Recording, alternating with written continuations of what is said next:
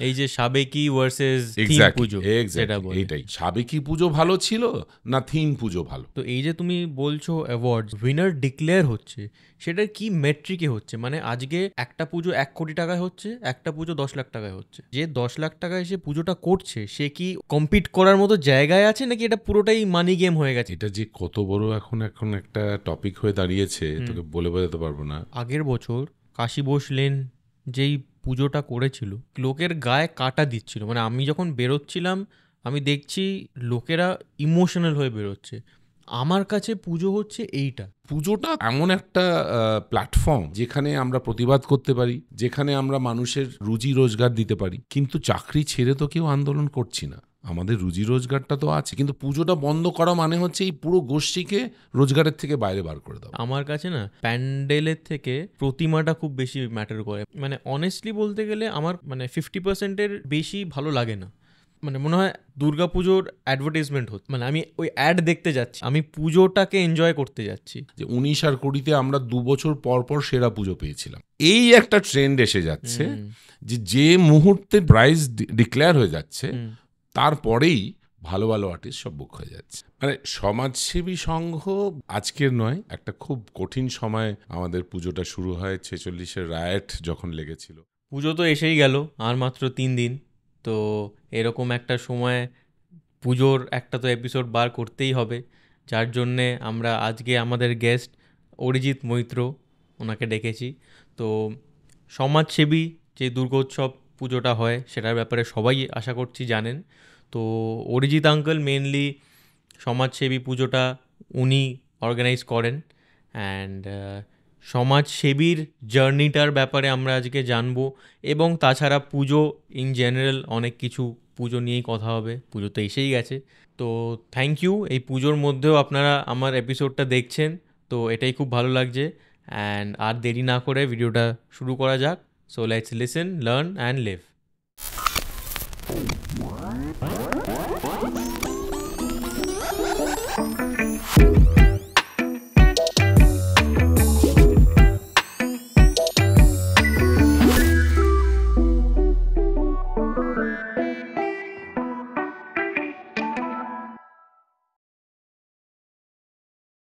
Arijit uncle, welcome to the room of tales. Pujo তো এসেই গেল, আর 3-4 দিন বাকি। সেই জন্যে আমার মনে হলো যে একটা পুজো এপিসোড তো করতেই হবে, কারণ পুজোটা আমাদের বাঙালির খুবই একটা ইমোশনাল জায়গা। হ্যাঁ একদম। আমি বাড়িতে বলছিলাম যে আমি যাচ্ছি দ্য রুম অফ টেলসে। মানে ডেফিনেটলি পুজো তো এসেই গেল, কিন্তু আমিও প্রচণ্ড এক্সাইটেড এইখানে বসে পুজো নিয়ে কথা বলতে, বিকজ এটা তো খুব পপুলার হতে চলেছে। হ্যাঁ, তো সুতরাং এক সময় বলতে পারবো যে আমিও গেছিলাম, হ্যাঁ এইখানে ছিলাম। বাট ডেফিনেটলি হ্যাঁ, পুজো আমাদের বাঙালির একটা আবেগ। এবং দুর্গা পুজো এখন আমি বলবো শুধু এখন পশ্চিমবঙ্গে নয়, মানে সারা বিশ্বে ছড়িয়ে গেছে। আমরা এখন ইউনেস্কো রেকগনাইজ, সো সবাই এখন দুর্গাপুজোর দিকে তাকিয়ে থাকে। কারণ দুর্গাপুজো এখন একটা ইন্ডাস্ট্রি। মানে ধরে নে মানে প্রায় অ্যারাউন্ড 50,000 crores এখানে ট্রানজাকশনস হচ্ছে। এখানে শুধু দুর্গাপুজো বলবো না, মানে এখানে কানেক্টেড, যেমন গত বছর যে কনসেপ্ট নিয়ে আমরা পুজো করেছিলাম সেখানে ছিল যে এই দুর্গাপুজো ইকোনমিটাকে আমরা হাইলাইট করেছিলাম। যে আজকে কত মানুষ, লক্ষ লক্ষ মানুষের পরিবারের এই যে ঘরটা চলছে, তারা তাকিয়ে থাকে দুর্গাপুজোর সময় কাজ পাবো, এবং সেই কাজ পেলে আমাদের সারা বছরটা যাবে সেখান থেকে। এবং আমরা পুজো কমিটিরাই কিন্তু আজকে 100 দিনের কাজ দিচ্ছি। এই জুলাই মাস থেকে পুজোর মণ্ডপ শুরু হয়েছে কাজ করা, এই পুজো আসছে। তো এই ওরা মহালয়ার দিন ছুটি পেয়ে ওরা একটা থোক টাকা নিয়ে বাড়ি ফিরলো। তো এটাই ওদের বিরাট আনন্দের জায়গা আর কি, এই যে পরিশ্রমটা করে 3 মাস ধরে। এবং এটার জন্য কিন্তু আমরা মানে আমরা খুব খুশি যে আমরা এটা করতে পারছি। বিশেষ করে আমি দুর্গাপুজোটা করতে পারছি, এটা আমার কাছে একটা ব্লেসিং বলে মনে হয়। কারণ সবাই এই সুযোগটা পায় না। তো আমাকে অনেকেই বাড়িতে বলে, এই তুমি পাগলের মতন এসব করে যাচ্ছ, হ্যাঁ মাথা খারাপ করছো সারাদিন ধরে।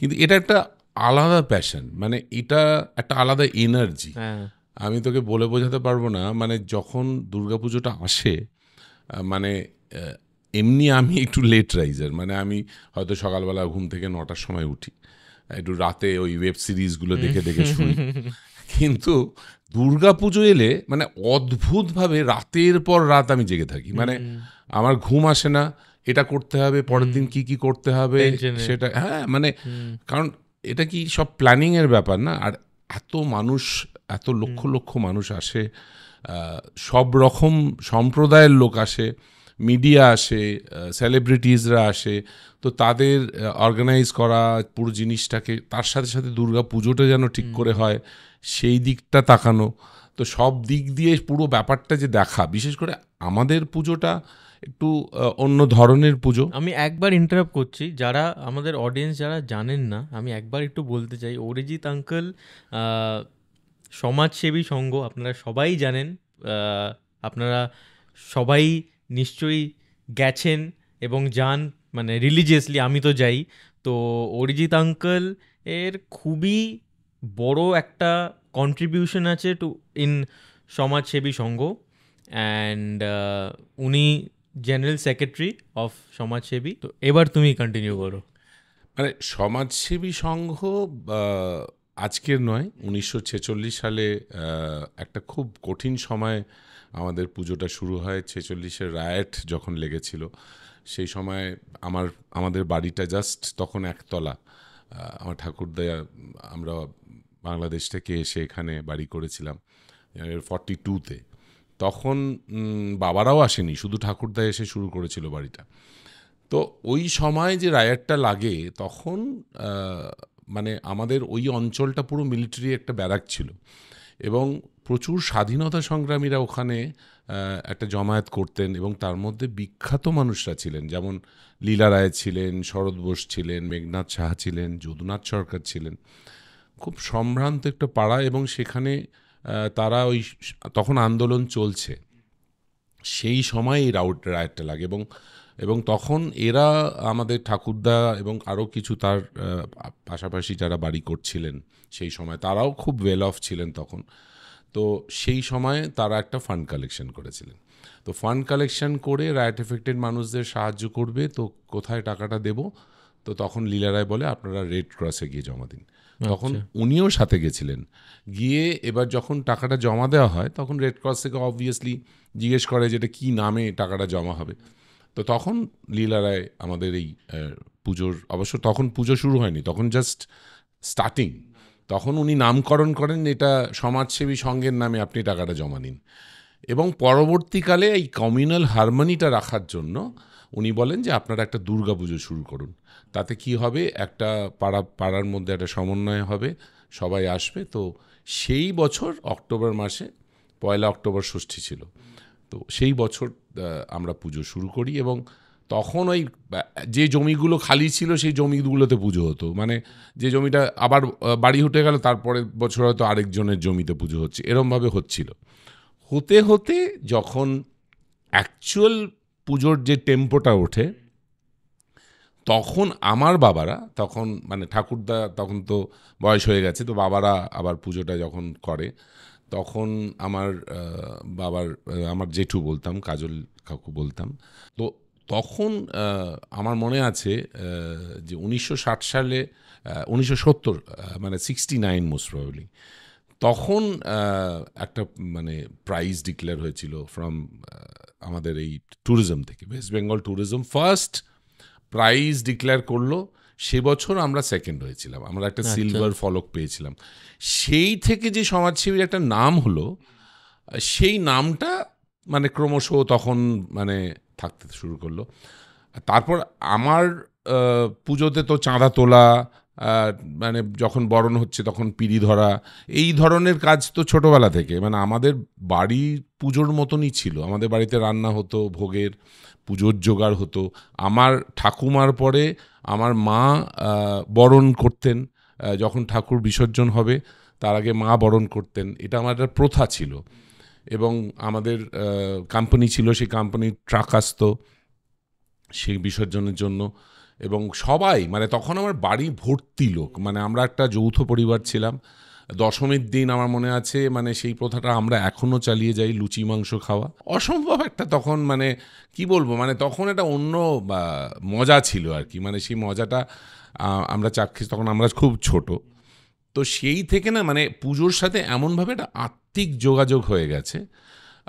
তারপরে আস্তে আস্তে যখন বড় হয়েছি, মানে এমন একটা সময় হয়েছে যখন আমার দাদা, মানে আমার আগের জেনারেশন যারা তখন পুজোটা করতো, হঠাৎ করে একটা বছর একটা দুর্ঘটনা ঘটে। সেই দুর্ঘটনা ঘটার পর তারা আর পুজোর দায়িত্ব নিতে পারে না। তখন কে নেবে তখন আমার ঘাড়ে চলে আসে। সেটা আমি বলছি 2000 সালের কথা। আচ্ছা, 2002 এরকম।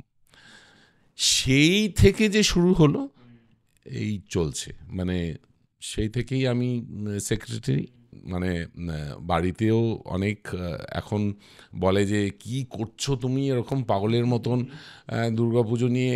আর কি হয় তখন না, আমি যে ব্যবসাটা করি সেই ব্যবসা তখন লাটে, কারণ মানে দুর্গাপুজো তখন কি মানে 24 ঘন্টার ব্যাপার, মানে এই স্পন্সরের লোক আসছে, এই মিডিয়া আসছে, আপনি আছেন বাড়িতে, আমি আসছি 10 মিনিটে, মানে এরকম ব্যাপার। তো আমি আমার নর্মাল আমার যে ব্যবসা সেটা আমি তো, আমাকে কলকাতায় থাকলে হবে না, আমি নর্মালি মাইন্সে কাজ করি, মানে আমার নিজস্ব ব্যবসা। তো আমাকে ট্রাভেল করতে হয়। তো ট্রাভেলটা তখন কি হয়, মায়ের নামে তখন অগাস্ট, এই যেমন এই বছর অক্টোবরে এই পুজো, তো পুরো সেপ্টেম্বর আমি ট্রাভেল করিনি, মানে পাচ্ছি না, মানে যেই ভাবছি যে চাই একটু ঘুরে আসি, সঙ্গে সঙ্গে আপনি অমুক পরের সপ্তাহে অমুক দিন আছেন তো, আপনার সাথে ওই মিটিংটা করে নেবো, তখনই বলছে আচ্ছা ঠিক আছে তাহলে আমি একটু পোস্টপোন করছি। এই করে করে আমি দেখেছি ব্যবসাটা পুরো মাথায় উঠে যায়। আর তবে মায়ের একটা আশীর্বাদ ডেফিনেটলি আছে। তো সেটা আমার মানে ওই 1 মাসের ব্যবসা বন্ধ করাটা আমার কাছে গায়ে লাগে না, কারণ এটা একটা কি বলবো অদ্ভুত একটা শক্তি, যেটা আমি ফিল করি আমার মধ্যে ঢোকে। মানে যখনই মণ্ডপটা শুরু হয় বাড়ির সামনে একেবারে ঢুকতে বেরোতে, এবং সব সময় মাথায় একটা কিছু চলছে যে কি করব এবছর কি করা যেতে পারে। একটা তো হয় যে দুর্গাপুজোর পর থেকেই থিম নিয়ে আলোচনা শুরু হয়ে যায়, তো যেই তারপর যখন ব্যাপারটা এক্সিকিউশনের জায়গায় আসে তখন নানা রকম জিনিস চলে আসে। তো সেই জন্য তখন একটা না অদ্ভুত এক্সাইটমেন্ট, মানে সেই এক্সাইটমেন্টটা আবার চলে যায়, দুম করে চলে যায় যখন আমরা বিসর্জন দিয়ে দিই দশমীর পরে। অদ্ভুতভাবে সেটা আমার শরীর থেকে বেরিয়ে যায়, এবং তারপরে একটা কিরকম একটা জেট ল্যাগের মতন হয়ে যায়, মানে তখন মনে হয় যে শরীরটা দিচ্ছে না, উঠতে পারছি না, আবার ব্যাক টু সেই মানে এটা আমি বোঝাতে পারবো না, মানে এটা আমার ভিতরে একটা অদ্ভুত শক্তি প্রবেশ করে। তবে আমি সত্যি আমি গর্ববোধ করি, কারণ এই সুযোগ আবার সবাই পায় না। আমাকে যে মা আশীর্বাদ করেছেন, এই যে আমি দুর্গাপুজোটা করতে পারছি এবং একটা ভালো স্ট্যান্ডার্ডে সেটাকে নিয়ে যেতে পারছি, এবং প্রচুর লোকের আশীর্বাদ আছে এটার পিছনে। তবে ডেফিনেটলি হ্যাঁ, একটা সমস্যা তো আছেই, সেটা হচ্ছে যে আমাদের নেক্সট জেনারেশন এগিয়ে আসছে না। আজকে দুর্গাপুজো এরমভাবে আমি হয়তো একটা সময় অবধি টেনে নিয়ে যাব, কিন্তু তারপর সবাই আমাকে এটা প্রশ্ন করে তারপর কি, কারণ আমাদের পাড়ায় ম্যাক্সিমাম যারা ইয়াং জেনারেশন তারা গেছে বিদেশে তাদের কেরিয়ার করতে। এটা কিন্তু কলকাতার একটা বিরাট সমস্যা। এই যে দুর্গাপুজো আস্তে আস্তে অনেকে ইভেন্ট কোম্পানির হাতে তুলে দিচ্ছে, কারণ লোকবল নেই। আজকে যে আমরা যখন ছোট ছিলাম তখন এই যে চাঁদা তুলতাম বাড়ি গিয়ে, এটা একটা অদ্ভুত একটা আনন্দ ছিল যে আজকে এত টাকা কালেকশন করলাম, হ্যাঁ তুই কত করলি, মানে এটা রেশারেশি হতো নিজেদের মধ্যে যে আমি 500 করেছি, তুই 300 করেছিস, তুই হেরে গেছিস, মানে এরকম একটা ব্যাপার। কিন্তু আজকে সেই চাঁদা তোলার লোকই নেই, মানে আজকে পাড়ায় আমি যে বলবো আমার ছেলেই তো বাড়িতে নেই, তো আমি কাকে বলবো? তো অটোমেটিক্যালি পুজোটা আস্তে আস্তে কি হচ্ছে, কর্পোরেটে চলে যাচ্ছে। আমি জাস্ট একটা জিনিস তোমার এখানে ঢোকার আগে আমি জিজ্ঞেস করতে চাই যে আমাদের মানে আমরা অ্যাজ দর্শক আমরা ঠাকুর থেকে কাটালাম, কয়েকজন 4 দিন ছুটিতে বেরিয়ে গেল, সেখানে সেখানে ওই 4 দিনের জন্যে 3 মাস 4 মাস প্রায়, এখন দুর্গাপুজো শেষের মানেই হচ্ছে পরের পুজোর প্রিপারেশন প্রায় শুরু হয়ে যেতে হবে। তো সেইখানে তোমার যে দায়িত্ব বা তোমার উপর যে হিউজ বার্ডেনটা, আমি সেইটা একটু ডিটেলে ঢুকতে চাই। কারণ অ্যাজ অ্যান অর্ডিনারি পার্সন যার ওপর এত প্রেশার নেই পুজোর, তার এটা জানাটা আই ফিল খুব জরুরি। কারণ আমি যখন সমাজসেবীতে যাই বা বড় কোনো পুজোয় যাই, দেখতে তো খুব ভাল লাগে, কিন্তু যদি কেউ বলে এটা অর্গানাইজ করে করো, এত লোক আসবে, এত লোকের এক্সপেকটেশন আছে, সেটা ভাবলে তো আমি ওইটা একটু ডিটেলে ঢুকতে চাই। এটাই এটাই হচ্ছে সবচেয়ে বড় কথা আজকের দিনে, যার জন্য যেটা আমি বলছিলাম যে এই যে ইয়াং জেনারেশন এগিয়ে আসছে না, হ্যাঁ, মানে এটাই সমস্যা। কি হচ্ছে, যারা যারা তুই এটা বললি যে আমরা দেখছি এটা কি হচ্ছে, আসছে পুজোর সময় আনন্দ করছে, পুজো দেখছে, মজা করছে, আড্ডা মারছে, চলে যাচ্ছে। কিন্তু যখন দায়িত্ব নেবার ব্যাপার আসছে যে এই এত বড় পুজো, ওরে বাবা এই এত বড় পুজোয় সামলাতে পারবো না, এটা না, এটা একটা মানে জানি না এই ট্রেন্ডটা এসে যাচ্ছে মানুষের মধ্যে, সেটা লোকে বেশি মানে ঘরবন্দি হয়ে গেছে আজকের দিনে। আজকে হয়তো বেশি বাইরে বেরোচ্ছে না, সেটা মোবাইলের জন্যই হোক বা অফিসের কাজের জন্য হোক বা হোয়াট এভার, লোকে না এখন আউটডোরে কম বেরোচ্ছে। এবার এই যে পুজো করলে তুমি তো ঘরে বসে কিছু করতে পারবে না, তোমার সারাক্ষণ তোমাকে কিন্তু অন ফিল্ড থাকতে হবে, তোমাকে সাইটে থাকতে হবে, কারণ লোকজন আসছে, মণ্ডপ তৈরি হচ্ছে, কোথায় কি ভুল হচ্ছে, পয়সা কড়ি দেওয়া থেকে শুরু করে সব কিছু। তো তুমি ঘরে ঢুকতে, যেমন আমি তো 24/7 পুজোর 15 দিন আগে থেকে, যবে থেকে ওই হোর্ডিং লাগানো শুরু হচ্ছে, স্পন্সররা আসছে, জায়গা দেখছে, জায়গা বুক করছে, করে চলে যাচ্ছে। এবার রাতে যখন লাগাতে আসছে, ও যাতে ভুল জায়গায় না লাগিয়ে দেয় তার জন্য আমার বলা থাকে, ভাই আমাকে ফোন করবে, সে রাতে 3টে হোক 4টে হোক, আমাকে দেখিয়ে দিতে হবে কোন জায়গাটা। এটা যদি আমি কোনো ছেলেকে বলি, সে হয়তো উঠলোই না, সে হয়তো ফোন রিসিভই করলো না, এবার সেই লোকটা অন্য জায়গাটা লাগিয়ে দিয়ে চলে গেল। এই যে সাহসটা আমিও পাই না, এটা একটা হয় জানিস তো, যে দায়িত্ব নিয়ে নেয় তখন না তার মনে হয় যে আমি করে দিই, এই ব্যাপারটা, যতক্ষণ না খুব রেসপন্সিবল একজন কাউকে পাচ্ছি, আমি না এই কাজটা আবার কাউকে দিতেও পারছি না। কারণ আমি জানি যে ওরা বলছে ঠিকই, কিন্তু অ্যাকচুয়ালি করবে কিনা বুঝতে পারছি না। তো এখন ম্যাক্সিমাম কিন্তু এটাই হয়ে গেছে যে এই আড়ম্বরটা যত বাড়ছে তত লোকে ইনভলভ হওয়াটা কমিয়ে দিচ্ছে। কারণ বলছে যে ঠিক আছে, ওই 4 দিন ঠাকুর দেখে নেবো, ঠিক আছে, তার বেশি ভাই কিছু, আমার তো জানো অফিস আছে, আমার ফিরতে 8:30 9টা হয়, আমার তো সময় হবে না, রোববার আমার ওখানে যাওয়ার আছে। তো এই করে করে, আর এটা না এমন একটা পুজো এমন একটা কাজ যেটা জোর করে মানুষকে করানো যায় না, এটা ভিতর থেকে আসতে হবে, এটা প্যাশন। আমি জোর করে তুই আজকে ওই কাজটা করবি, ও কোনো মতে একটা কাটিয়ে দিয়ে চলে যাবে। এইটা কলকাতা শহরের একটা সমস্যা, কারণ আজকের দিনে ইয়াং জেনারেশনকে আমরাও আটকাতে পারছি না। আমি কি বলবো, আমার ছেলেই তো, আমি তাকে তো ধরে রাখতে পারিনি।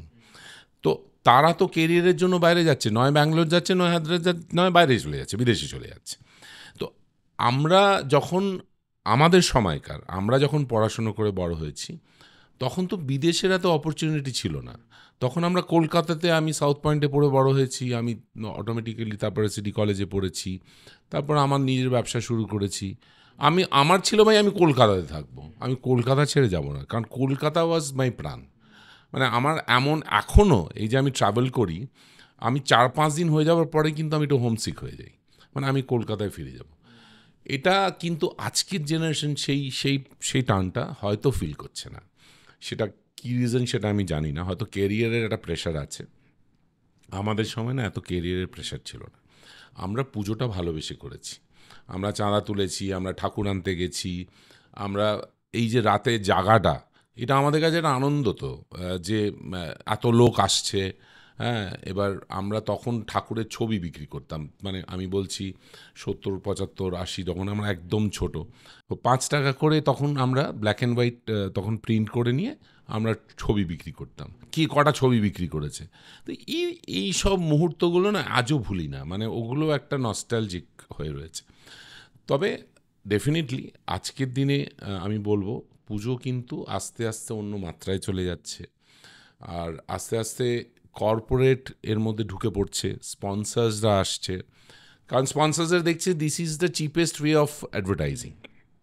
এই যে লক্ষ লক্ষ মানুষ মফস্বল থেকে আসছে, বিভিন্ন জায়গা থেকে, ইভেন কলকাতার বাইরে থেকে লোক আসছে, এবার এই যে ইউনেস্কো রেকগনাইজড হয়েছে, এখন ফরেনার্সরা কত আসছে।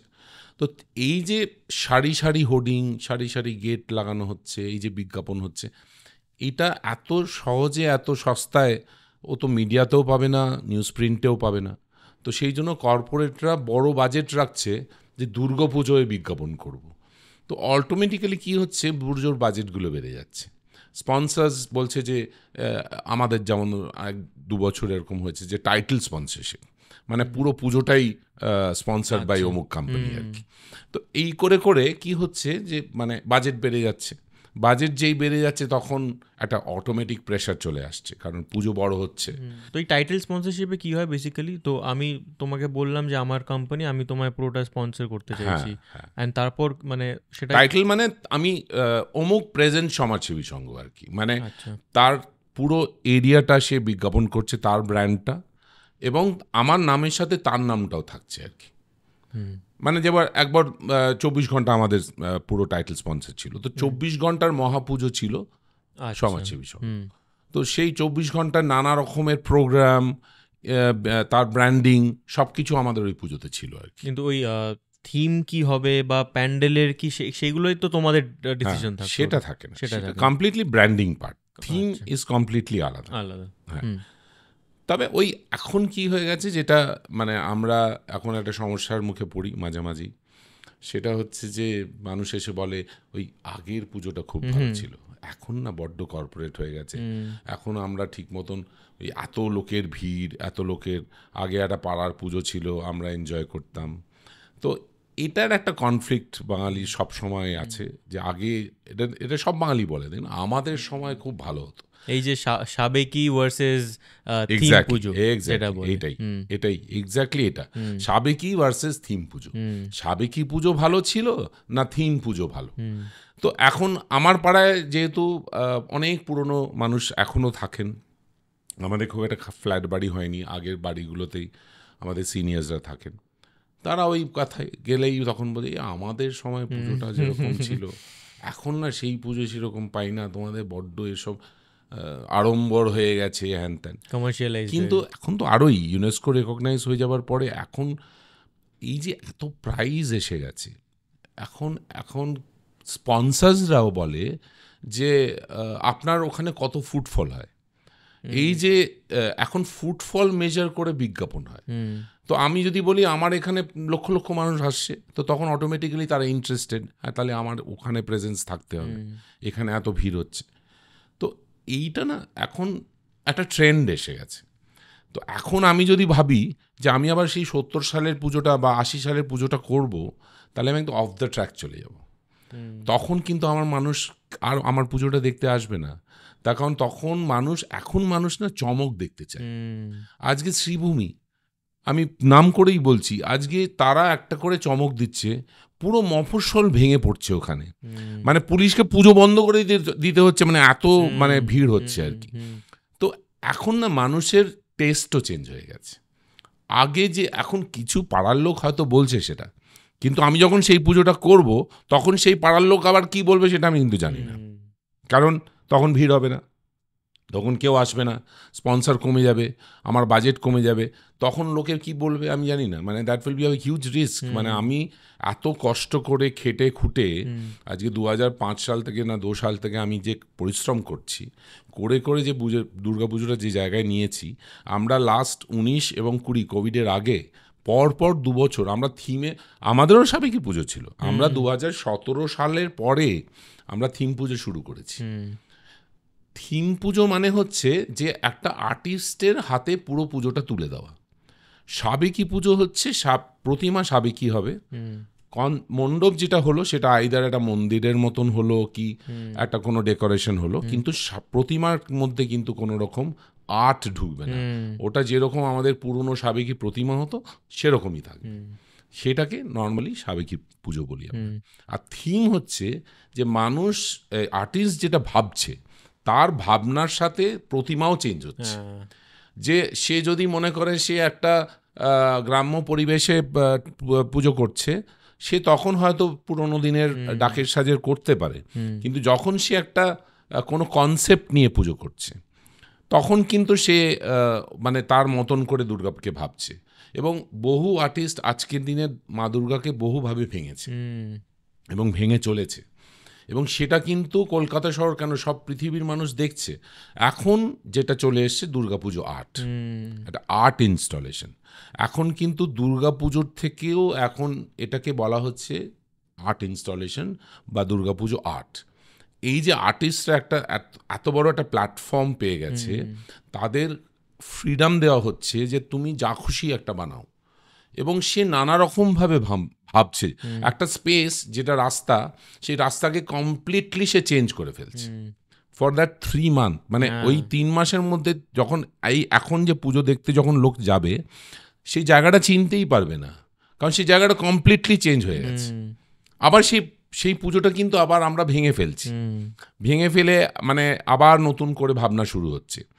এটা একটা আনন্দ, এটা একটা মজা।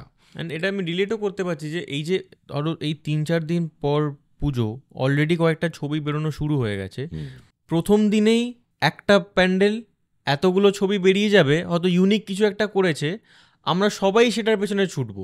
তো যেটা তুমি বলছো ওটা আমি অ্যাবসলিউটলি আমি মানে রিলেট করতে পারছি যে এটা একটা মানে ট্রেন্ড। এটার সাথে ওই প্রাইস এই যে চতুর্থী অবধি জাজিং চলে, মানে মহালয়া থেকে চতুর্থী, মানে আমাদের সারা দিন বসে থাকতে হয় যে এই কম্পিটিশন থেকে লোক আসছে, এই কম্পিটিশন থেকে জাজেসরা আসছে, দেখতে আসছে, এবং তার মধ্যে 2-3টে পুরস্কার তো খুবই মানে আমরা যার জন্য পুজো করি, সেই 3-4টে পুরস্কার যেটা পেলে মানে আমরা সেরা হয়ে যাব, কলকাতা শহরের সেরা পুজো হয়ে যাব। যেটা আমি বলছিলাম যে 19 আর 20-তে আমরা 2 বছর পর পর সেরা পুজো পেয়েছিলাম। 20-তে আমাদের হ্যাট্রিক চান্স, এই 21-এ, কিন্তু আনফর্চুনেটলি 20 সালের কোভিড আমার পরিবারের 3 জনের মৃত্যু হয়েছে, এবং 21 সালে আই ওয়াজ টোটালি ব্রোক। মানে আমি থার্ড টাইম যে আমি চেষ্টা করব যে আমি হ্যাট্রিক করব সেরা পুজোর, সেটা আমি করতে পারিনি। তখন আমি পুরো ভেঙে পড়েছিলাম, এবং ওই 1-2 বছর মানে আমাকে একটু সময় লেগেছিল আবার রিকভার করতে। হয়তো আবার এই বছর থেকে মানে কি বলবো, সেই ফুল ফ্লেজেড ফিরে আসা, কারণ মার্কেটও খুব ডাউন হয়ে গেছিলো। মানে কোভিডে এত ক্ষতি দেখেছি আমরা। পুজো হয়েছিল খুব কম বাজেটে, সব পুজো হয়েছিল, তখন দেখেছিলাম এই যে লক্ষ লক্ষ মানুষ, যেটা আমি ইকোনমির কথা বলছিলাম, তখন লক্ষ লক্ষ মানুষ এই যে স্টল দিতে পারছে না, কাজ পাচ্ছে না, তখন কত পরিবার মানে কি কষ্টে কাটিয়েছে। আজকে সেই দিনটা আবার ফিরে এসছে। আবার আমরা মানে এই আমাদের পুজোতেই প্রায় 3 মাস ধরে 30 জন ওয়ার্কার যারা মানে কাজ করেছে। তো এরকম সারা কলকাতা শহরে কত হাজার পুজো হচ্ছে, এবং সেই মানে লক্ষ লক্ষ মানুষ এই কাজটা করছে, এবং এই আর্ট ইনস্টলেশন হচ্ছে। এইটাই আবার খুলে হয়তো আবার চন্দননগরে যাচ্ছে, বা অন্য কালী পুজোতে সেটা গিয়ে আবার নতুন করে হচ্ছে। এই যারা করেছে তারাই তো আবার খুলে ওখানে লাগাচ্ছে, তো তাদের কাজটা আবার এক্সটেন্ডও হচ্ছে। তো এইটা একটা এটা আমাদের একটা কন্ট্রিবিউশন। এই দুর্গাপুজো কমিটি, যারা দুর্গাপুজো অর্গানাইজার, এটা আমরা একটা গর্ববোধ করি যে আমরা এত মানুষের পাশে আছি, পাশে দাঁড়িয়েছি। এবং এবারও যেটা হয়েছিল আমরা জানি, আর.জি. করের ঘটনাটা, সেইখানে বিরাট একটা ওয়েভ উঠেছিল যে দুর্গাপুজো বন্ধ করে দেওয়া হোক বা সরকারের অনুদান না নেওয়া হোক। কিন্তু ব্যাপারটা হচ্ছে কি, এই যে দুর্গাপুজোটা, এটা তো এখন আর একটা কোনো কোভিডের সময়ও পর্যন্ত আমরা বন্ধ করিনি। একটা মৃত্যু ভয় ছিল, তার সাথেও মানুষ কিন্তু বেরিয়েছিল, মাস্ক পরে বেরিয়েছিল, তারা ঠাকুর তারা কিন্তু ঘরে ছিল না। এবং আলটিমেটলি তো ডিসিশন নেওয়া হয়েছিল যে হ্যাঁ পুজো হবে।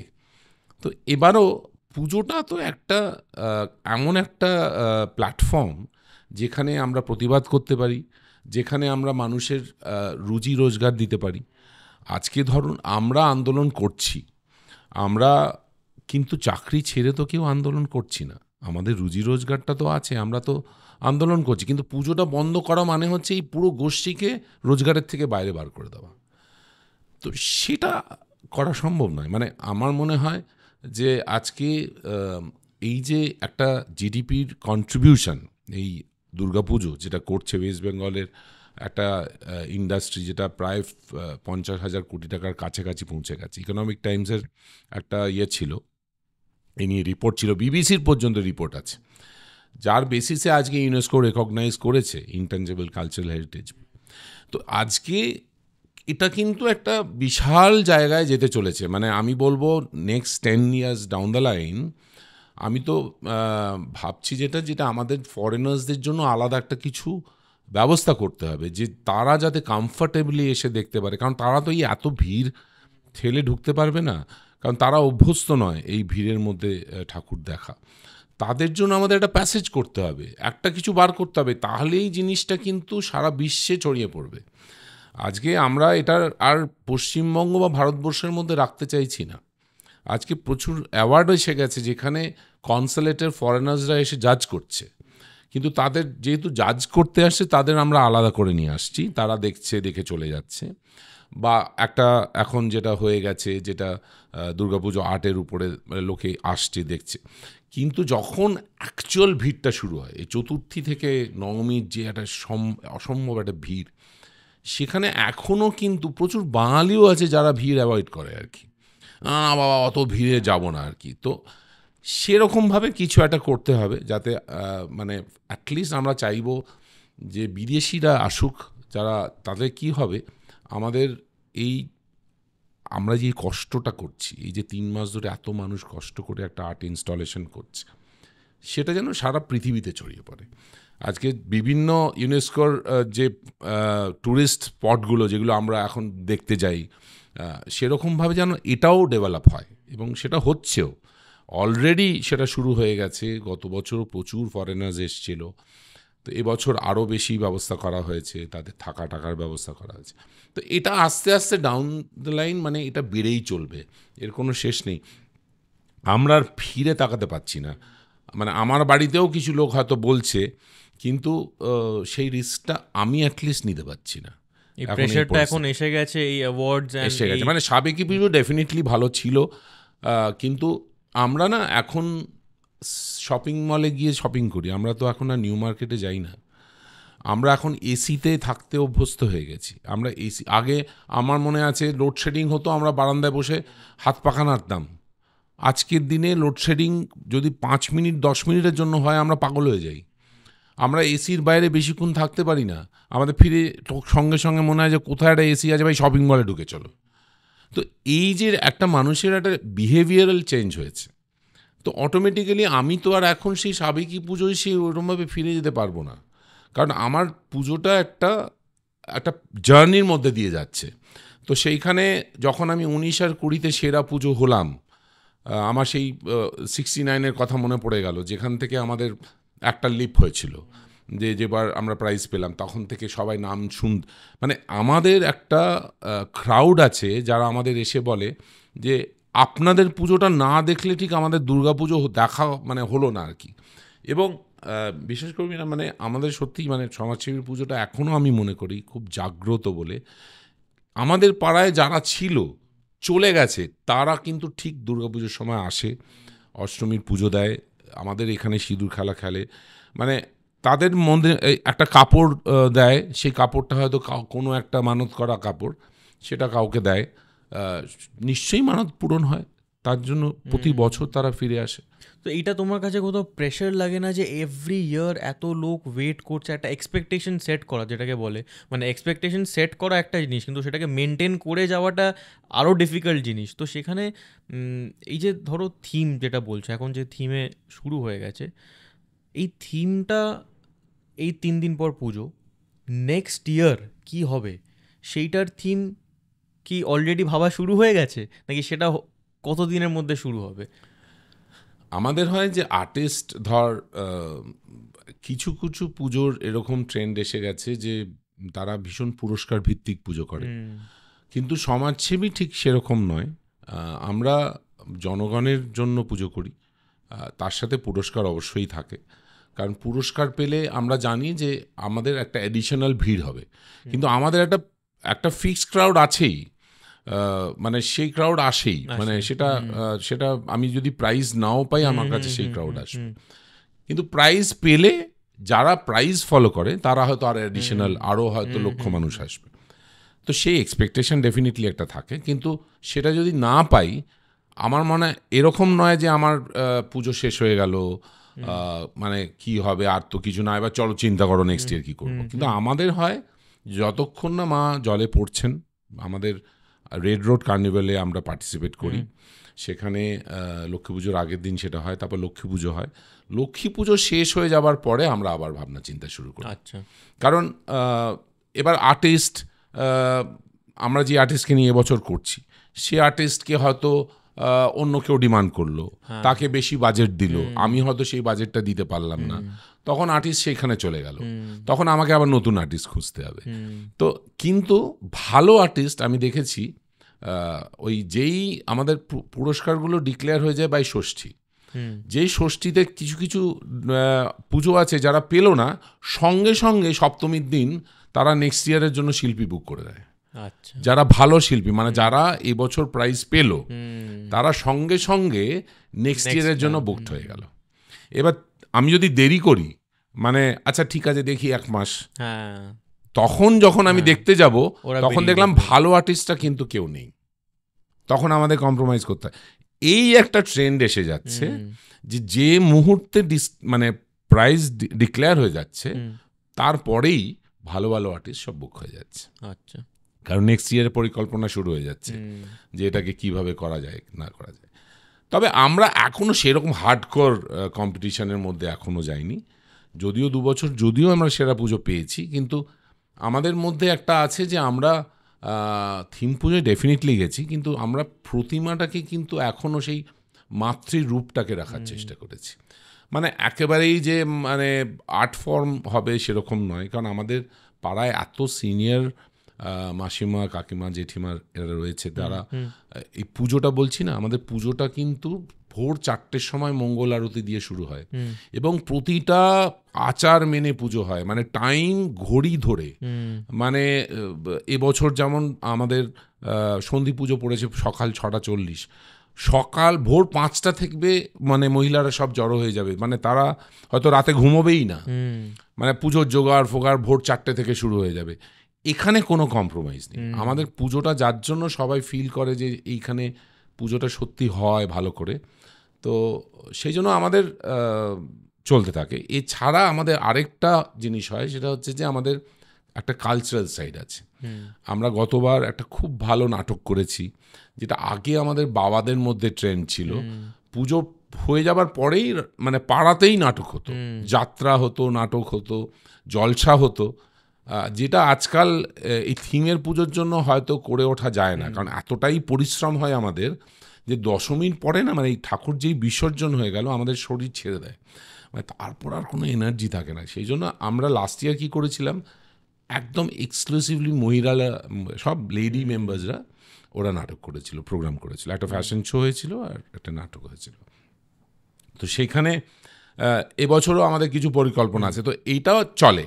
এই যে রিহার্সাল হচ্ছে, সবার সাথে দেখা সাক্ষাৎ হচ্ছে, এই এখন রিহার্সাল হয়ে এখন পুজোর সময় বন্ধ, আবার পুজোর পরে আমাদের ওটা বিজয় সম্মিলনী হলো আর কি, ওটা বিজয় সম্মিলনী বলি আমরা বলি। খাওয়া দাওয়া হলো, প্রোগ্রাম হলো, আবার এবার নেক্সট ইয়ারের জন্য আমরা শুরু করি। আচ্ছা, আমার একটা জিনিস বলো, আমি যেহেতু এইগুলোর ব্যাপারে কিচ্ছু জানি না, আমার একটা জিনিস জিজ্ঞাসা যেটা আসছে সেটা হচ্ছে, পুজোর বাজেট তো এখন প্রায় কোটিতে চলে গেছে, তো এই যে তুমি বলছো অ্যাওয়ার্ডস, অনেকে অ্যাওয়ার্ডসের পেছনে ছুটছে, তো এই যে উইনার ডিক্লেয়ার হচ্ছে সেটার কি মেট্রিকে হচ্ছে? মানে আজকে একটা পুজো 1 কোটি টাকায় হচ্ছে, একটা পুজো 10 লাখ টাকায় হচ্ছে, তো সে যে 10 লাখ টাকায় সে পুজোটা করছে, সে কি ওই কম্পিটিশনে মানে কম্পিট করার মতো জায়গায় আছে, নাকি এটা পুরোটাই মানি গেম হয়ে গেছে, মানে যে বেশি টাকা দিয়ে পুজোটা করবে অ্যাওয়ার্ডটাও ওরম হয়ে যাচ্ছে, মানে হাউ ডাজ ইট ওয়ার্ক? মানে এটা না, এটা যে কত বড় এখন এখন একটা টপিক হয়ে দাঁড়িয়েছে তোকে বলে বোঝাতে পারবো না। মানে এটা কত পুজো কমিটির এটা একটা প্রশ্ন যে তাহলে এবার কি হচ্ছে, যারা কোটি টাকা খরচা করছে তাদের ডেফিনেটলি একটা সোর্স আছে কোথাও থেকে টাকাটা আসছে। ধর আমার পুজো, আমার সেই সোর্সটা নেই, আমাকে পাড়ার মেম্বার্সদের টাকা নিয়ে করতে হচ্ছে। তার মানে আমি না দেনা করে করতে পারবো, যে আমি এই বছর হঠাৎ করে একটা 1 কোটি টাকার পুজো করে দিলাম, তারপরে টাকা মানে ওঠাতে পারলাম না, আমি এবার সবাই আমাকে খুঁজে বেড়াচ্ছে, এই আমার টাকা ফেরত দে। তো সেটা তো করতে পারবো না। কিন্তু এটা না একটা অদ্ভুত ট্রেন্ড এসে গেছে, এবং যারা অ্যাওয়ার্ড দিচ্ছে তাদের কাছে কিন্তু এই উত্তরটা নেই। আজকে মানে আমি বলছি কোভিডের আগে পর্যন্ত আমরা 19-20 2 বছর সেরা পুজো হয়েছি, তো 20-তে আমরা পুজোর বাজেট অনেক কমিয়ে দিয়েছিলাম, তার সত্ত্বেও আমরা সেরা পুজো হয়েছি। তখন অবধি কিন্তু এই জিনিসটা হয়নি। এই কোভিডের পরে যখন আবার রিভাইভ করলো মার্কেট, যখন আবার আস্তে আস্তে পয়সা আসতে শুরু করলো, কর্পোরেটরা আবার স্পন্সর করতে শুরু করলো, এই লাস্ট 2-3 বছরে সেই ট্রেন্ডটা দেখা যাচ্ছে যে টাকা বাড়তে বাড়তে বাড়তে বাড়তে এখন শুনছি কেউ 1 কোটি, কেউ 2 কোটি, কেউ 3 কোটি। তো এটা মানে এটা একটা ভয়াবহ পরিস্থিতি। এবং আমি জানি না যারা অ্যাওয়ার্ড দিচ্ছে তারা কোনো ক্যাটাগরি এতে ফিক্স করতে পারছে কি না। একটা যেটা তৈরি হচ্ছে সেটা হচ্ছে যে কিছু আর্টিস্ট যারা এই বাজেটের পুজোটা করছে তারা তো একটা ফ্রিডম পেয়ে যাচ্ছে, এই এত টাকার বাজেট পেয়ে গেলাম, তার মানে আমি আমার মতন করে সাজাচ্ছি।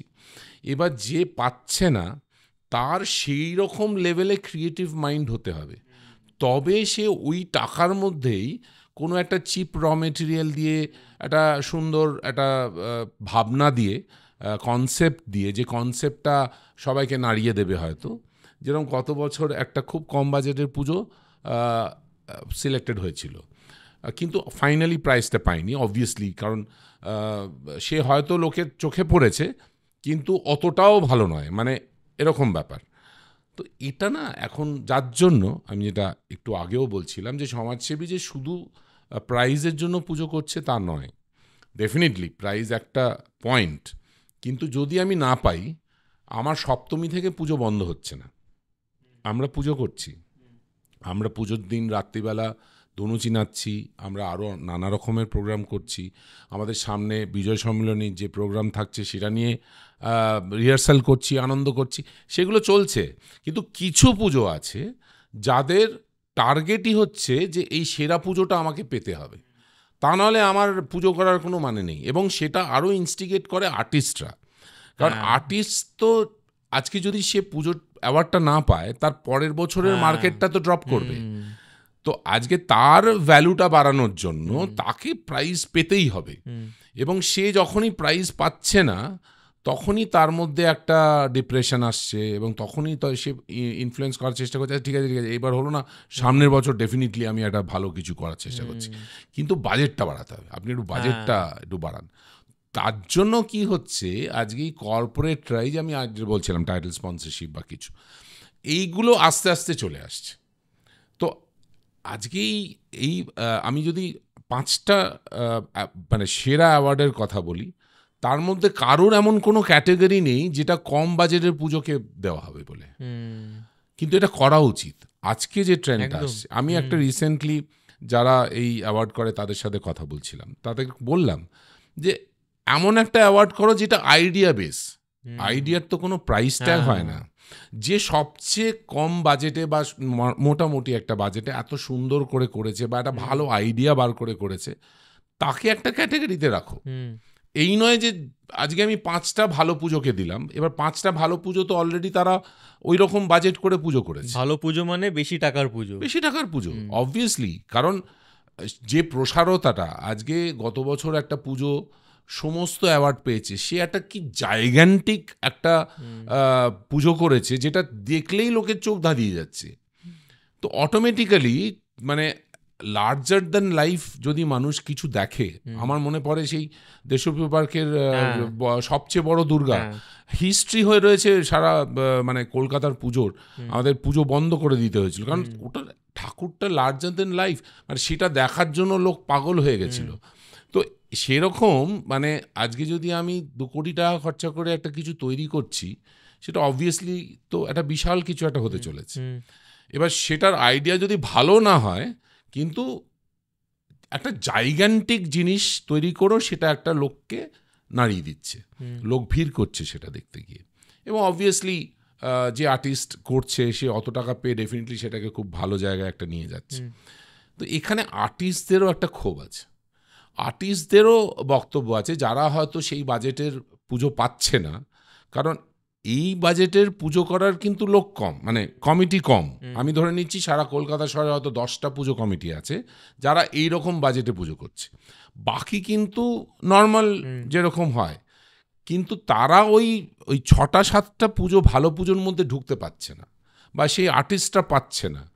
তখন আর্টিস্ট হয়তো চেষ্টা করছে একটু বড় বাজেটের, যেমন আমার আর্টিস্ট এবছর যদি আমি কোনো অ্যাওয়ার্ড না পাই, অটোমেটিক্যালি ও চেষ্টা করবে আর একটু বড় বাজেটের কোনো একটা পুজো কমিটিতে চলে যাওয়ার। তো তখন আমাকে আবার খুঁজতে কম বাজেটে যদি ভালো পুরস্কার পেয়ে গেলে সেই বড় সেই বড়, হ্যাঁ একদম সেটাই হচ্ছে। তখনই একটা অন্য কোনো পুজো কমিটি তাকে এসে তুলে নিয়ে এই প্রাইজ পেয়েছো, আমি নিয়ে চলে গেলাম। এই সমস্যাটা আমরা ফেস করছি, যার জন্য আমরা সমাজসেবী আমরা ঠিক করেছি প্রাইসটা একটা পয়েন্ট, কিন্তু ওটা পুরোটা নয়। আমরা আনন্দ করব, আমরা পুজো, আমাদের যেমন পুজোর তোকে যেটা বলছিলাম যে পুজোটা খুব মন দিয়ে করা হয়, এবং সেটা আমাদের একটা পাড়ার লোকেদের সব মহিলারা মিলে এই পুজোটা করে, সময়ের সাথে সাথে করে। প্লাস আমাদের প্রতিদিন সন্ধ্যাবেলা কিছু না কিছু একটা অনুষ্ঠান হচ্ছে, সেখানে মজা হচ্ছে, নয় একটা কুইজ হচ্ছে, নয় নাচ তো আছেই, কেউ একটা কারাওকে করলাম, কি কিছু একটা করলাম, শ্রুতি নাটক করলাম।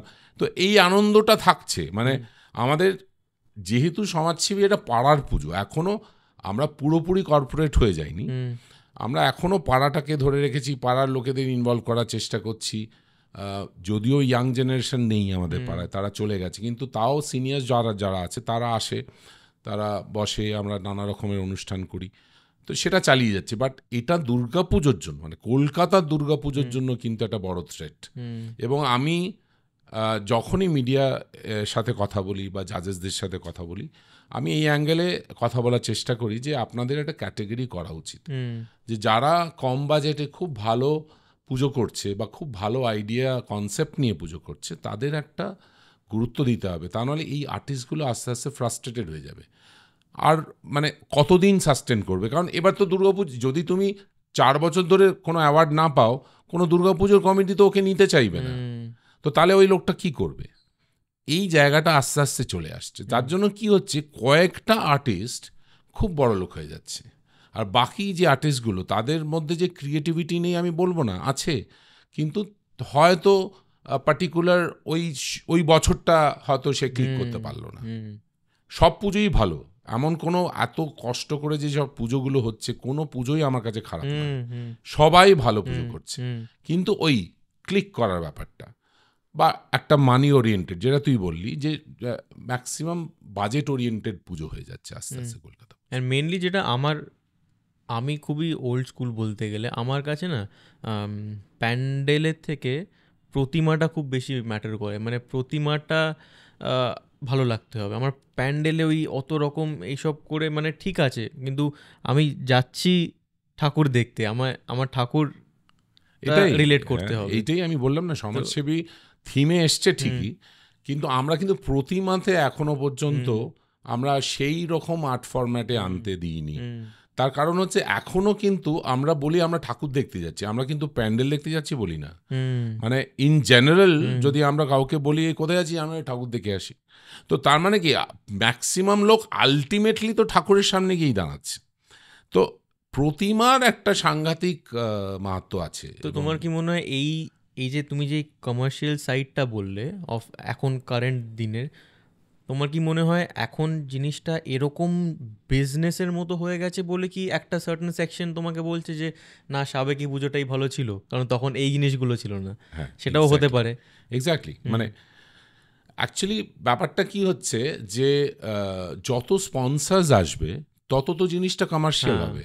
এবার সেই স্পন্সরের ধরো আমি বলছি যেটা আমাকে ফেস করতে হয় অনেক সময়, যে ধরো সন্ধি পুজো হচ্ছে, এবার সন্ধি পুজোর সময় আমার হয়তো 30 জন 50 জন মহিলা আমার মণ্ডপের মধ্যে বসে রয়েছে, মানে প্রদীপ জ্বালানো হচ্ছে, সেই সময় কোনো একটা ব্র্যান্ডের সেলিব্রিটি এলো এবং তাকে আমাকে বলছে যে ওনাকে একটুখানি জায়গা করে দাও। এবার আমি কোথায় তাকে ঢোকাবো? মানে মণ্ডপে তো মানে লোক দাঁড়াবার জায়গা নেই। এই সব জায়গায় তখন একটু প্রবলেম হয়েছে। মানে তখন কি আমি নাও করতে পারছি না, আবার আমি যে আমার এই পাড়ার মহিলাদের বলবো যে তোমরা সরে যাও, ওনাকে জায়গা করে দাও, সেটাও বলতে পারছি না। কারণ এটা একটা বেশ ইমোশনাল জায়গা না, সন্ধি পুজোটা এমন একটা জিনিস যেটা মহিলারা ভীষণ মানে উপোস করে, সারাদিন উপোস করে তারা ওয়েট করে থাকে এটা করবে, একটা প্রদীপ জ্বালানোর জন্য। এই কিছু কিছু পার্ট আছে যে জিনিসগুলো আমরা চাইলেও অ্যাভয়েড করতে পারছি না। এই জাজেস আজকে যেটা আমাদের সবচেয়ে বেশি ফেস করতে হচ্ছে সেটা হচ্ছে যখন জাজ ঢুকছে তখন আমাদের কিন্তু জনতাকে আটকে দিতে হচ্ছে। কারণ যখন জাজেসরা ঢুকছে তখন যদি জনতা থাকে ভিতরে তাতে তো ঠেলাঠেলি হবে। তুই তো আমাদের মণ্ডপে গেছিস, যে পরিমাণ ভিড় থাকে তার মধ্যে যদি আমি জাজকে ঢুকাই আমি তাকে বোঝাবো বা কি, আর সেই বা কি করে সেটা বুঝবে। এবং তখন কি হয়, এটা লাস্ট 3-4 বছর ধরে আমি দেখছি যে আমাকে কমপ্লিটলি একটা সিকিউরিটি দিয়ে কর্ডন করে দিতে হয় আমার জাজেস, মানে আমাদের দর্শকদের। এটা আমাদের ভীষণ খারাপ লাগে কিন্তু, কারণ তারা তারা কিন্তু প্রাইজ কি পাচ্ছ না পাচ্ছ সেটা নিয়ে বদার না, তারা ঠাকুর দেখতে এসে, এবং তাদের আটকে দিয়েছি আমি। এবং শুধু আটকে দিইনি, 10 মিনিট দাঁড়িয়ে আছে তারা, কারণ সে জাজ খুঁটিনাটি দেখছে, এটা কেন করেছেন, এটার কি মানে, থিমটা বোঝান। তো এই যে সময়টা তারা নিচ্ছে, এই তখন ওই ক্রাউড বয়েল করতে শুরু করে, দাদা আমরা কি মানে ঠাকুর দেখতে পাবো না, মানে এই যে ব্যাপারটা, এটা না, এটা এটা একটা খুব সিরিয়াস জায়গায় চলে যাচ্ছে। কারণ আস্তে আস্তে ক্রাউড বাড়ছে। মানে আমি বলছি, আমরা যখন 80 সালে পুজো করতাম বা ইভেন 90 সালে পুজো করতাম, এত ক্রাউড ছিল না। আমরা পাড়ার মোড়ে বসে আড্ডা মারতাম, হার্ডলি চিন্তাই করতে হতো না, ঠিক আছে আসছে ঢুকে লোক বেরিয়ে যাচ্ছে। এখন আমরা প্রায় 40টা সিকিউরিটি, আমাদের ভলেন্টিয়ার থেকেও আমরা ভিড় সামলাতে পারছি না। মানে এত ক্রাউড বেড়ে গেছে, মানে দুর্গাপুজো দেখার জন্য এখন এত মানুষের ঢল নেমে গেছে যেটা কন্ট্রোলের বাইরে চলে যাচ্ছে। সেই জন্য এখন আমরা চেষ্টা করি যত কম অ্যাওয়ার্ডে পার্টিসিপেট করা যায়। এখন অ্যাওয়ার্ড প্রায় ধরে নে আমি বলবো 70 থেকে 80টা কোম্পানি এখন বিজ্ঞাপনের মানে সূত্র ধরে একটা করে ওই অ্যাওয়ার্ড ট্রফি দিয়ে তার আমার একটা ব্যানার লাগাও, হ্যাঁ, সব আস্তে আস্তে এরকম একটা অ্যাওয়ার্ড ডিক্লেয়ার করছে। কিন্তু আমরা সিলেক্ট করে নিই যে এই যারা সিরিয়াসলি পুজোটা বোঝে, যারা সিরিয়াসলি অ্যাওয়ার্ডটা দেয়, মানে এই নয় যে ঘুরতে বেরো। অনেক আছে যারা একটা ট্যাগ ঝুলিয়ে জাজ বলে বেরিয়ে পড়ে ঠাকুর দেখতে, তারা নাকি জাজ। মানে আমি প্রথম আমরা দিয়েছিলাম, বুঝে গেছি যে টোটাল ব্যাপারটা বাজে ব্যাপার হয়ে যাচ্ছে। আমরা এখন অনেক কমিয়ে দিয়েছি। আমরা চাই না যে দর্শক ওই ব্যাপারটা থাকে যে পুরো বন্ধ করে দিলাম, 10 মিনিট ধরে বাইরে দাঁড়িয়ে আছে, সেটা খুব খারাপ জায়গা। এবার কি হচ্ছে, আমি যে একদম কমপ্লিটলি যে প্রাইজ নাম দেব না সেটাও করতে পারছি না, কারণ এই যে ট্রেন্ডটা এসছে না, এই যে এটাকে র্যাট রেস বলবো না, এটা হচ্ছে পুজোটার একটা, এই যে ইউনেস্কো পেলাম, ইউনেস্কো পাওয়ার পরেই এত ফরেনার্স আসছে, তো আমাকে একটা কিছু করে দেখাতেই হচ্ছে যেটা একটু অন্যরকম, মানে যেটা মানুষ দেখেনি। আর আমাদের সমাজসেবীর সবচেয়ে বড় যেটা আমরা যে ট্রেন্ডটা ধরেছি সেটা হচ্ছে যে আমরা কোনো একটা সোশ্যাল কজকে একটা কনসেপ্ট করি, যে সেই সোশ্যাল কজটার উপরে আমরা অ্যাওয়ারনেস তৈরি করি, এবং আমরা ইনক্লুসিভ পুজো শুরু করেছি। আমরা ব্লাইন্ডদের নিয়ে পুজো করেছি, সেই নিয়ে থিম করেছি স্পর্শ। আমরা কুর্নিশ জানিয়েছি এই যে পিছিয়ে পড়া মানুষদের, বা ধর প্লাম্বার, কার্পেন্টার্স, এরা তো আমাদের সমাজটাকে সাজিয়ে তুলছে, আমরা তাদের রেকগনাইজই করি না, কিন্তু আমরা তাদের কুর্নিশ জানিয়েছিলাম, সেইটা শ্রেষ্ঠ পুজো হয়েছিল। তারপরের বছর যখন আমফান হলো, সুন্দরবন ভেসে গেছিল, হুম, আমরা সুন্দরবনে গেছিলাম, সেইখানকার একটা গ্রামকে অ্যাডপ্ট করেছিলাম এবং সেই কনসেপ্টটা নিয়ে আমরা পুজো করেছিলাম, সেতু, হুম, সেটাও শ্রেষ্ঠ পুজো হয়েছিল। তো এইভাবে প্রতি বছর, এবছরও আমাদের একটা বিশাল ভালো একটা কনসেপ্ট আমরা কর্ষণ নিয়ে করছি, চাষ নিয়ে। এই যে আস্তে আস্তে এই যে আরবান, এই যে রুরালের মধ্যে পুরো প্রবেশ করে হুম, যাচ্ছে, হুম, এত আবাসন। আজকে বারুইপুর দেখবি সাদার্ন বাইপাস পুরো ভর্তি হয়ে গেছে আবাসনে, ওইসব পুরো জমি ছিল চাষের। হুম, তো আজকে যদি আমাদের এই কৃষি তো আমাদের ভিত্তি, এবার কৃষিটাই যদি না থাকে হুম, তাহলে আমরা খাবো কি? আজকে চাল যদি না আসে, আমরা আলটিমেটলি কি করছি, আমরা ওই কেমিক্যাল বা কিছু একটা কৃত্রিম জিনিস খাচ্ছি, সেখান থেকে আমাদের ক্যান্সার হচ্ছে, আর সেটা বেড়ে চলেছে ক্রমাগত। আর আমরা ওই লাক্সারি শপিং মল আর এসি, এই যেটা বলছিলাম যে এসি ছাড়া আমরা থাকতেই পারি না। অথচ আমরা ছোটোবেলায় এসি, আমাদের কটা এসি লাগানো ছিল ঘরে, হুম, আমরা ফ্যানের হাওয়া খেয়েই বড় হয়েছি, কিন্তু আজকের দিনে আমরা পারি না। তো এই যে পলিউশন বল, এই যে শহরের আরবানাইজেশন এতই বেড়ে চলেছে, কোনো মানুষ কিন্তু এই আরবানে আসছে ঠিকই, কিন্তু কেউ কি সুখে আছে? হুম, কিন্তু তুই গ্রামে চলে যা, সবখানা মানুষ সুখে আছে, যতটুকু আছে ততটুকুতেই সুখে আছে। হুম, এই জিনিসটা আমরা অ্যাওয়্যার করার চেষ্টা করছি, যে আমাদের রুটটা ভুলে গেলে চলবে। হুম, তো সিমিলারলি এরকম আমরা কনসেপ্ট ওরিয়েন্টেড, মানে সোশ্যাল অ্যাওয়ারনেস তৈরি করার জন্য আমরা থিমে এসেছি। আমরা কোটি কোটি টাকা খরচা করার জন্য আমরা থিম করব না, আমরা যাতে আমাদের একটা স্ট্যান্ডার্ড মেনটেন করতে পারি এবং সমাজকে একটু অ্যাওয়্যার করতে পারি। এটা হচ্ছে সমাজসেবী, যেহেতু আমাদের নাম সমাজসেবী, আমাদের ফাউন্ডার্সরা একসময় স্বাধীনতা সংগ্রামীরা যে পথ আমাদের দেখিয়েছিল, আমরা সেই পথেই হাঁটছি। তো আমরা চেষ্টা করি যতটা সম্ভব, মানে মানুষ যারা দর্শকরা দেখতে আসছে তারা যাতে সুষ্ঠুভাবে দেখতে পারে, তাদের কোনো রকম বাধার সৃষ্টি না হয়, সেটা আমরা চেষ্টা করি। সেটা তুমি আছো বলে এখনো ওইটা ফলো হচ্ছে, না হলে অন্য কেউ হয়তো হলে এখনো সমাজসেবীও হয়তো এই র্যাট রেসেই নেমে যেত বা কিছু। তো আহ, আমার কাছে যেমন, মানে সেটা তুমি সামনে বসে আছো বলে আমি বলছি নয়, সমাজসেবীটা আমি যেমন যাই ভালো লাগে বলে। এই যে তুমি বড় যেগুলো বলছো, এই হিউজ বাজেটের যে পুজোগুলো, মানে অনেস্টলি বলতে গেলে আমার মানে 50%-এর বেশি ভালো লাগে না। কারণ এতটা বেশি ওটা মানে মনে হয় দুর্গাপুজোর অ্যাডভার্টাইজমেন্ট হচ্ছে। মানে আমি ওই অ্যাড দেখতে যাচ্ছি না, আমি পুজোটাকে এনজয় করতে যাচ্ছি। তো অর্ধেক জায়গায় তখন মানে ঢাকও বোধহয় মানে মিউজিকে বাজায় মানে। না, এখনো অর্ধেক জায়গায় তুই মানে মানে ঠাকুরও দেখতে পাবি হুম, না, ঠাকুর নেই, মানে ঠাকুর তোকে খুঁজতে হবে কোথায় ঠাকুর, মানে এই জায়গায় চলে যাচ্ছে। সেটা বলছেন এখন আর্ট ইনস্টলেশনের জায়গায় চলে যাচ্ছে, মানে একটা দুর্গাপুজো আর্ট ফরম্যাটে চলে যাচ্ছে। কিন্তু আমরা সেটাতে বিশ্বাসী নই, কারণ আমরা যেহেতু আমাদের একটু, আমরাও, তুই যেমন ওল্ড স্কুল বললি, আমরা ওল্ড স্কুল, আমরা পুজোটাকে এখনও আমার বাড়ির লোক বলে এটা তুমি কি করছো, এই মারাত্মক একটা জায়গায় নিয়ে যাচ্ছ, কিন্তু আমার কিন্তু ফিরে যাওয়ার পথ নেই, কিন্তু আবার আমি ওই রকম ওই কর্পোরেটও হতে রেসটাতে, চাই। হ্যাঁ।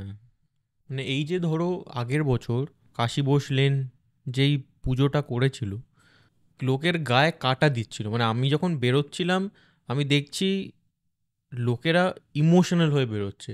আমার কাছে পুজো হচ্ছে এইটা, এই যে একটা সোশ্যাল মেসেজ। সমাজসেবী তোমরা অনেক ভেরিয়াস কমিউনিটিসকে ইনক্লুড করেছো, সেইটা কোথাও টাচ করে। তো এখানে আমি যখন দেখছি আমি আমি একটা সোশ্যাল কজের মধ্যে নিজেকে ঢোকাচ্ছি, আমার কাছে সেইটা ম্যাটার করছে। সেটা কত কোটি টাকা দিয়ে হচ্ছে সেটা আমি দেখি না, আমার কখনো আসেই না মাথায়।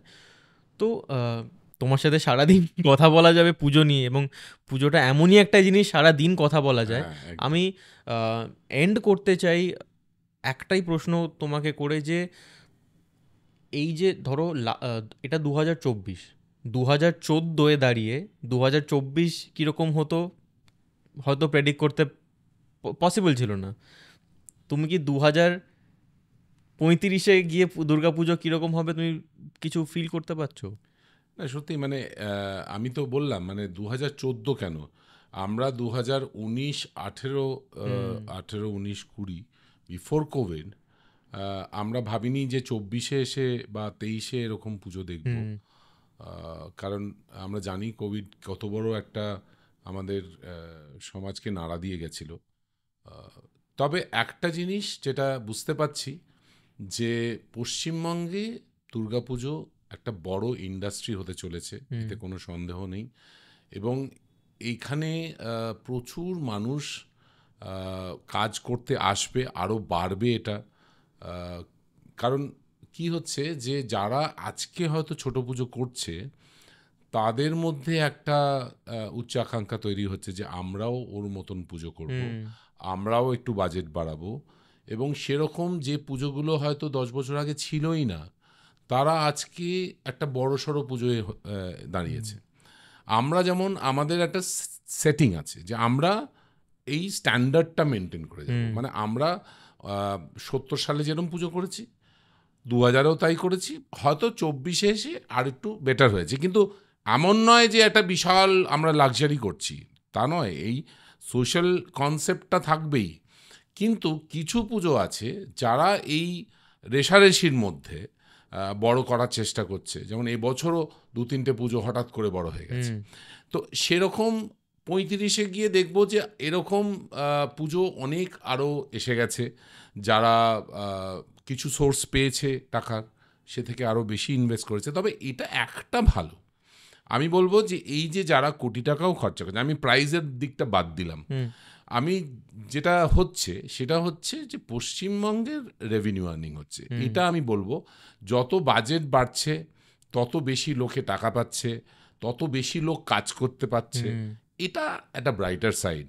আজকে পশ্চিমবঙ্গে ইন্ডাস্ট্রি বলতে সেরকম এখনো তো কিছু নেই। এখন আমরা শুধু দেখতে পাই রেস্টুরেন্টস, আমরা ক্যাফে দেখছি পাড়ায় পাড়ায়। মানে এখন লোকে যেহেতু চাকরি পাচ্ছে না, তারা নয় নিজের কিছু একটা ব্যবসা শুরু করার চেষ্টা করছে, একটা ক্যাফে করছে। তো এই যে দুর্গাপুজোর জন্য যে কত লক্ষ মানুষ ওয়েট করে থাকে যে এই 3 মাস কাজ করব, বা দুর্গাপুজোর সময়তেই যারা স্টল দিচ্ছে তারা হয়তো 10 দিন স্টল দিচ্ছে, কিন্তু 10 দিনের স্টলের যে ইনকামটা হচ্ছে সেটা অ্যাটলিস্ট তাকে 3 মাসের একটা সাস্টেনেন্স দিচ্ছে আর কি। তো এই যে ট্রেন্ডটা বেড়ে চলেছে, এই যে মানুষের ঢল বেড়ে চলেছে, তাতে কি হচ্ছে স্টলের ইনকামটাও তো বাড়ছে। আজকে মানুষের জামা কাপড় আগে যত না করতো, এখন কিন্তু জামা কাপড় করার ট্রেন্ডটাও বেড়ে গেছে, কারণ দুর্গাপুজোর দিন বেড়ে গেছে। আগে আমাদের পঞ্চমী ষষ্ঠী থেকে নবমী হতো, এখন তো মহালয়া থেকে দুর্গাপুজো শুরু হয়ে গেছে। তার মানে কি, তার মানে তো ধরে নে 10 দিনের পুজো হয়ে গেছে। তার মানে কি আমাদের জামা কাপড়ের ইন্ডাস্ট্রি বেড়ে গেছে, রেস্টুরেন্টে লোকে খাওয়া বেশি করেছে, কারণ তারা সিনেমা, এখন কতগুলো সিনেমা ওয়েট করে থাকে পুজোর সময় রিলিজ করার জন্য। আমরা এটা কিন্তু একটা ব্রাইটার সাইড, যে পুজো যত বড় হবে, যত টাকা ঢুকবে, সেখানে কিন্তু কিছু মানুষের আয় বাড়বে। এবং সেটা আমাদের একটা মানে গর্ব বলতে পারি যে আমরা এই দিক দিয়ে সমাজের একটা কল্যাণ করছি। মানে আমরা পুজো কমিটিরা আজকে এই প্ল্যাটফর্মটা তৈরি করে দিচ্ছি, সেখানে সে শিল্পী বল, আজকে যারা এই কোটি টাকার বাজেটের কাজ করছে, যে শিল্পী, সেও তো একটা বিশাল অঙ্ক টাকা রোজগার করছে। সে তো সারা বছরের জন্য সে তার টাকাটা তুলে নিচ্ছে এই দুর্গাপুজোর থেকেই। তো এটাও তো একটা ব্রাইটার সাইড। তো এটা আরও বাড়বে আমি জানি, কারণ এখন ইউনেস্কো হয়ে যাবার পরে এটার একটা আপওয়ার্ড ট্রেন্ড। এই যে আমি কেন বলছি কোভিডের আগে ছিল না, এখন হচ্ছে, বিকজ ইউনেস্কো, আমরা ইউনেস্কো পাওয়ার পরে এখন এই যে দুর্গাপুজো আর্ট ফরম্যাটটা চলে এসছে, সবাই তো আর ওই পুজোটা নিয়ে অতটা কনসার্ন নয়। কিছু মানুষ আছে যারা আর্টটাকে নিয়ে বেশি কালচার করছে, কিছু আর্টিস্ট আছে যাদেরকে ফ্রিডম দেওয়া হচ্ছে যে তুমি যা খুশি তাই করো, তো সে তার মতন করে বানিয়ে যাচ্ছে। তো মানে আমি বলবো যে কত হাজার স্কোয়ার ফিট তারা সাজিয়ে তুলছে, তাতে মেটেরিয়াল লাগছে, তাতে লেবার লাগছে, তাতে কত রকমের সাউন্ড, আজকে মিউজিক ইন্ডাস্ট্রি তৈরি হচ্ছে, গান হচ্ছে, ইভেন লাইট, কত রকমের, মানে আজকে ইলুমিনেশন, এখানে একটা ইন্ডাস্ট্রি গ্রো করছে। তো এই যে কানেক্টেড এতগুলো ইন্ডাস্ট্রি দুর্গাপুজোর সাথে গ্রো করছে, এটা ভাবতে হবে, যেটা কিন্তু আজকে থেকে 20 বছর আগে ছিল না। তো এটা অলওয়েজ আজকে যে জিনিসটা বড় হবে তার সাথে একটা ইকোনমি বাড়বে, রেভিনিউ, আজকে এতটা টাকা যেটা রোল করছে, মানে আমরা একটা টাকা পাচ্ছি, সেই টাকাটা আমরা কতগুলো হাতে ডিস্ট্রিবিউট করছি। তো এটার একটা অলওয়েজ ব্রাইটার সাইড আছে। যেমন সব কিছুরই প্রস থাকে, কনস থাকে। তো আমি মনে করি যে দুর্গাপুজো ভালোর দিকে যাচ্ছে এবং আরও বড় হবে এবং প্রচুর মানুষ আরও ফিউচারে বিদেশ থেকে আসবে। আমাদের যারা এই কলকাতা ছেড়ে বাইরে চলে যায় তারা হয়তো যাবে না যখন আরও অন্যরকম পুজো হবে। ডেফিনেটলি আমি তো সবসময়, যেহেতু আমি একটা পুজো অর্গানাইজার, আমি সবসময় পজিটিভ থাকতে চাই যে পুজো ভালো হবে এবং আমাকে মা যতদিন শক্তি দেবে, আশীর্বাদ করবে, ততদিন আমি পুজো অর্গানাইজ করে যাব। আমার পরে কে নেবে আমি জানি না। আমার পরে বহু পুজো, যেমন তোকে বলছিলাম না, যে কর্পোরেটের হাতে চলে যাচ্ছে, ইভেন্ট ম্যানেজার্সদের হাতে চলে যাচ্ছে। কেন? বিকজ পাড়ায় লোক নেই, তো তখন পাড়ার লোকজন কোনো একটা পোর্শন হয়তো দিয়ে দিল, এই তোমরা করে দাও। ধর কোনো প্রোগ্রাম হচ্ছে, সেটা কোনো একটা ইভেন্টের কাউকে দিয়ে দিল। সেরকমভাবে মানে ডিফারেন্ট ডিপার্টমেন্টসগুলো আমরা হয়তো ডিস্ট্রিবিউট করে দেবো। যেমন আমরা আগে যখন আমাদের বাড়িতে বিয়ে হতো তখন আমরা বাজার করে আমরাই পরিবেশন করে খাওয়াতাম, আজকে আমরা কেটারিংকে ডাকি। তো সিমিলারলি দুর্গাপুজোতেও আস্তে আস্তে সেই ট্রেন্ডটা এসে যাচ্ছে যে আমরা কাউকে একটা দায়িত্ব দিয়ে দিচ্ছি, ভাই তুই করে দে। এই করে করে হয়তো 35 সালে দেখা যাবে যে পুরোটা একটা ইভেন্ট কোম্পানি তারা দুর্গাপুজোটা চালাচ্ছে। সেখান থেকে প্রচুর হয়তো এরকম ইভেন্ট কোম্পানি গ্রো করে যাবে, মানে ইয়াং জেনারেশন যারা চাকরি পাচ্ছে না তারা হয়তো এই ইভেন্ট কোম্পানিগুলোকে করে হয়তো 300 লোক তারা এক একটা দুর্গাপুজোর ইভেন্ট কভার করছে বা তারা ম্যানেজ করছে। এটাই হয়তো হবে। তো সেই দিকেই আমরা তাকিয়ে জানা নেই কি হবে, এবার শুধু অপেক্ষা করে দেখা। আমি শুধু এইটুকুই জানি, তোমাকে আমি পার্সোনালি তো চিনি, কিন্তু তুমি বা তোমার মতো লোক যতদিন আছে ততদিন ওই পিওর র্যাট রেসটা অন্তত হবে না, ওইটুকু ভরসা অন্তত আছে। সেটা আমি পার্সোনালি তোমাকে চিনি বলেও। তো আমার মতো অডিয়েন্সও আছে যারা এই তোমার মতো পুজোর অপেক্ষাতেই এই 4 দিন আমরা শুধু ওয়েট করে যাই যে কখন যেতে পারবো। এখন তো আর 4 দিন নেই, যেটা বললে ঠিকই, আর তো 3 দিন পরেই পুজো, এখন থেকেই লোকে বেরিয়ে গেছে। তো ওল্ড স্কুল অডিয়েন্স আজকের দিন পর্যন্ত কিন্তু ওল্ড স্কুল অডিয়েন্স অনেক বেশি যারা এখনো প্রতিমার মতন করেই দেখতে চায়। তো সেই প্রণামটা যাতে করতে পারে, সেই ভক্তি ভাবটা যাতে আসে, সেটা কিন্তু এখনো আছে। জানি না সেটা 10 বছর পরে কতটা কি হবে, বাট স্টিল আমরা সেটা মেনটেন করে যাব। আমি অ্যাটলিস্ট যতদিন দুর্গাপুজো অর্গানাইজ করছি, আমি চাইবো যে মায়ের মুখটা মায়ের মুখের মতনই হোক, যাতে মানুষ এসে প্রণাম করে এবং মায়ের মানে যার যত আশা ইচ্ছে সেটা মায়ের কাছে প্রকাশ করতে পারে। তো অরিজিৎ আঙ্কেল, এবার সবাই ঠাকুর দেখতে বেরোবে, তো আর বেশি লম্বা আমি করতে চাইছি না, কারণ অনেক কথা বলা হয়ে গেল। খুবই ভালো লাগলো, কারণ পুজোটা খুবই স্পেশাল আমার কাছে, অ্যান্ড অনেকের কাছে, বাঙালিদের কাছে পুজোটা খুবই ইম্পর্টেন্ট এবং খুব স্পেশাল একটা জিনিস। তো এই এপিসোডটাও খুব স্পেশাল আমার কাছে। তো থ্যাংক ইউ সো মাচ আসার জন্যে। থ্যাঙ্কস টু ইউ, কারণ আমি তো তোকে বললাম এই রুম অফ টেলস মানে এটা যে কোথায় যেতে চলেছে। I wish you all the best. আরো ভালো হবে এই প্রোগ্রাম এবং আরো অনেক বেশি সেলিব্রিটিসরা তোর এখানে লাইন দিয়ে দাঁড়িয়ে থাকবে, আমাকে কবে ডাকছিস। তার আগে ভাগে যে আমারটা হয়ে গেল এটা ভালো, আমি পরে বলতে পারবো ভাই আমি ছিলাম রুম অফ টেলসে। Thank you Arijit uncle, thank you so much. Thank you so much ভিডিওটা দেখার জন্যে। আশা করছি সবার পুজোটা খুব ভালো কাটুক অ্যান্ড সবাই খুব মজা করুন। আর আমরা আবার নেক্সট উইকেন্ড একটা নতুন এপিসোড নিয়ে আসতে চলেছি, অ্যান্ড আপনাদের প্লিজ আপনারা একটু সাপোর্ট করুন। আপনাদের সাপোর্টের খুবই দরকার আমাদের, অ্যান্ড আমরা চেষ্টা করছি নানান স্পিয়ার থেকেই লোকজন আনার। অ্যান্ড দেখা হচ্ছে next weekend. Thank you so much. Hello, this is Rohit Sengupta. আমাদের রুম অফ টেলসের ইনস্টাগ্রাম অ্যান্ড ফেসবুক পেজেস একটু ফলো করবেন, অ্যান্ড আমাদের ইউটিউব চ্যানেলটাকে একটু সাবস্ক্রাইব করবেন। আর যদি আমাদের ভিডিওগুলো ভালো লাগে তাহলে একটু লাইক অ্যান্ড শেয়ার করবেন, and don't forget to press the bell icon.